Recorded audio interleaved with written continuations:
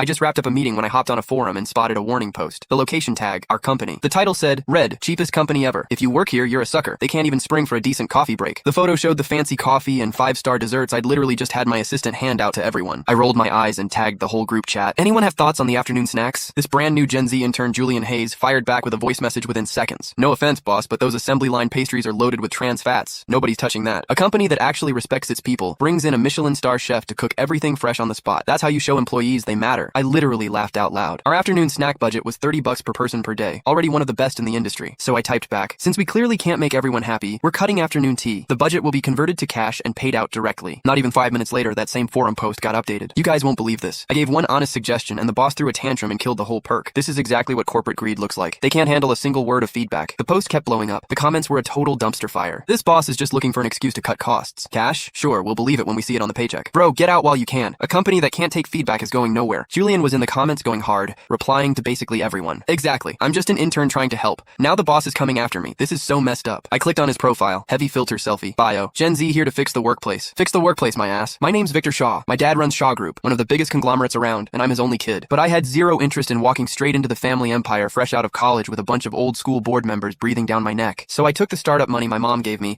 and built my own advertising and media company from scratch. The idea was simple. Create a place where I actually wanted to show up, and where my team did too. No punch clocks, no attendance tracking, no performance quotas. The daily snacks came from a top 5-star hotel. The coffee was freshly brewed Blue Mountain. Even the hand soap in the bathrooms was a luxury brand. I figured if I treated people well, they'd give that energy back. Boy, was I wrong. Right then, there was a knock at my door. My assistant, Ian, walked in, set a glass of warm water next to me, and looked like he'd rather be anywhere else. Mr. Shaw, the mood out there is not great. People are buzzing about the snacks being cut. Julian's out there stirring the pot, saying what? I took a sip. That you got embarrassed and overreacted because you couldn't handle criticism? Ian watched my face carefully. I let out a cold laugh. Can't handle it? Fine, let's play. I pulled out my phone and texted the finance director. Rework this month's payroll. Convert the afternoon snack budget to cash. Add $660 per person as a line item. Label it coffee break stipend. I want it in tomorrow's paychecks. After I hit send, I got up and peeked through the blinds. Out in the open office, Julian was scrolling his phone and fixing his hair, while a little crowd had formed around him. I knew every face. Maggie from design, 2 years in, decent enough but nothing special. She had 2 kids at home, and I'd personally signed off on an extra $400 a month for her as a childcare allowance. Daniel from copywriting, 35, divorced, single dad. When he first came to me for a job, the guy literally had red eyes from crying. I kept him on and looked out for him more than once. Eric from admin, fresh out of college, usually quiet, seemed like a solid kid. There they all were, huddled around Julian with these fired up, self-righteous looks on their faces. I couldn't hear them, but their expressions said enough. Julian was clearly doing an impression of me, and they were cracking up. I shut the blinds. Whatever warmth I had left was gone. You think the 5-star snacks are trash and I'm a joke of a boss? Alright, let's see how you handle what's next. The next day, payday. Deposit notifications started pinging one after another across the office. I sat in my office listening. Getting an extra $660 a month out of nowhere? At most companies,